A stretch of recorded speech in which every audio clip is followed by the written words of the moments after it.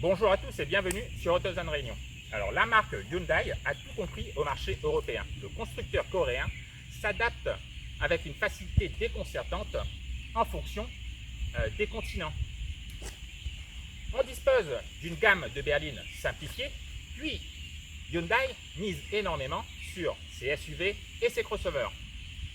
On avait le Grand Santa Fe, le SUV familial, ensuite on a eu le Tucson.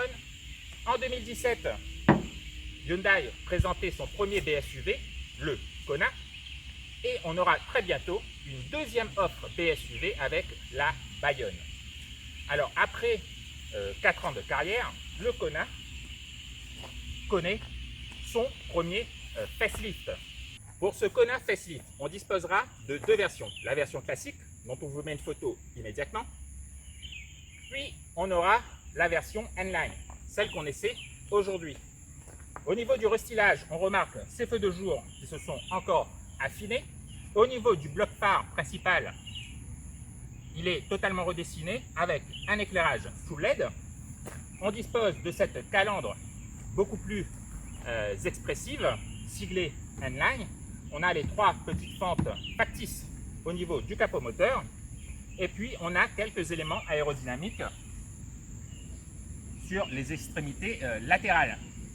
Alors ce Kona facelift a pris 4 cm en longueur. Tout ça à cause du nouveau dessin du bouclier avant. Donc ça ne se remarque pas énormément. Puis avec ses 4,21 m de long, c'est toujours un des plus compacts de la catégorie.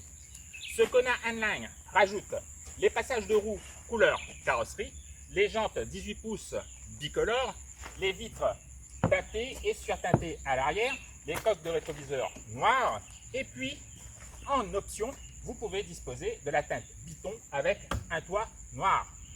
Alors pas énormément de changements au niveau de la poupe. On remarque tout de même cette nouvelle signature lumineuse. Puis sur le bloc phare inférieur, il y a beaucoup moins de plastique que sur la phase 1. Notre version N-Line dispose de ce bouclier spécifique avec diffuseur et la double sortie d'échappement chromé. Et puis on a toujours ces artifices que les constructeurs apprécient actuellement, comme ces faux extracteurs en plastique.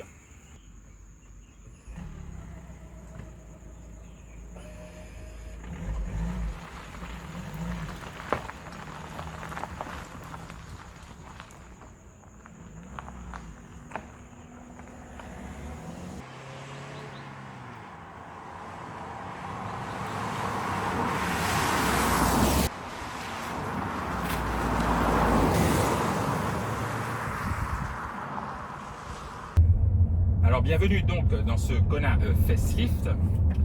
Bien sûr, dans notre version N-Line, on dispose de quelques artifices comme énormément de surpiqûres, le boîtier de vitesse typé N, les petites touches de rouge sur les aérateurs. On a cette sellerie en cuir et en suédine avec des sièges chauffants. D'ailleurs, l'équipement de série est assez fourni avec les détecteurs d'angle mort, régulateur de vitesse bien sûr, la caméra de recul, la fonction Apple CarPlay et Android Auto sans fil, bon, et bien d'autres équipements. Alors c'est pas très original, mais c'est très ergonomique par contre. On s'y retrouve immédiatement. Alors, on dispose de cet écran tactile de 8 pouces. Il existe un écran de 10 pouces, mais qui ne sera pas disponible à La Réunion puisque la navigation n'est pas compatible. La navigation Réunion donc. Par contre, très bientôt, on disposera d'une instrumentation numérique, par contre de 10,25 pouces. Aujourd'hui, on est dans un modèle de pré-série, mais les prochains Kona N-Line disposeront donc de cette instrumentation numérique. Alors à la conduite, bien évidemment, rien ne change depuis 2017 puisqu'on dispose du même châssis. Aujourd'hui, on a des jantes en 18 pouces avec des pneus assez larges, donc évidemment, on a un très bon comportement routier et ça ne dégrade pas trop le confort, à part sur les petites aspérités où on aura une filtration assez moyenne. Alors le véhicule est très souple à conduire. Et au niveau motorisation, ça a bien évolué puisque on est équipé du système 1000 hybride qui s'accouple à la nouvelle boîte mécanique intelligente. Alors c'est quoi cette boîte mécanique? Elle est capable de débrayer le véhicule, de passer en point mort et d'éteindre le véhicule à la décélération. Alors c'est très étrange quand on a affaire à une boîte mécanique, puisqu'elle passe d'elle-même au point mort pour que le véhicule fonctionne sur son élan. Donc ça, évidemment, ça économise pas mal de centilitres d'essence. Et franchement, au départ, on est un peu dérouté, mais ensuite, si on s'y prend bien, surtout en ville, si on calcule bien ces phases de décélération, on peut vraiment faire des économies de carburant. Ça, c'est assez intéressant. C'est vraiment exclusif à Hyundai.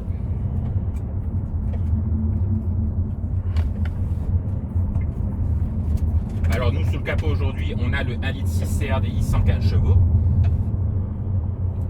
qui dispose d'un très bon couple. Bon, avec sa puissance limitée, le véhicule va très vite réguler quand on va prendre des tours. Mais l'agrément de conduite est très bon parce que voilà, c'est coupleux. Et puis surtout, c'est très très économique.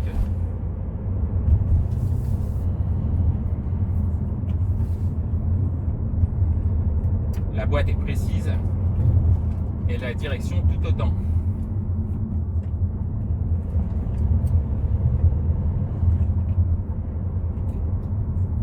Voilà, alors on rappelle que ce Kona, c'est vraiment un des véhicules essentiels de la gamme Hyundai, puisque c'est un des plus vendus. Il est toujours dans le coup. Et puis pour les clients les plus exigeants, il ne faut pas oublier que ce véhicule, c'est un des seuls BSUV à être, où l'on peut disposer de la transmission intégrale. Et puis le véhicule sera également disponible en version hybride. Et il y aura toujours la version 100% électrique. Donc on a un choix très large de motorisation et un choix très large d'équipement. Donc c'était un petit essai dynamique de ce nouveau Kona.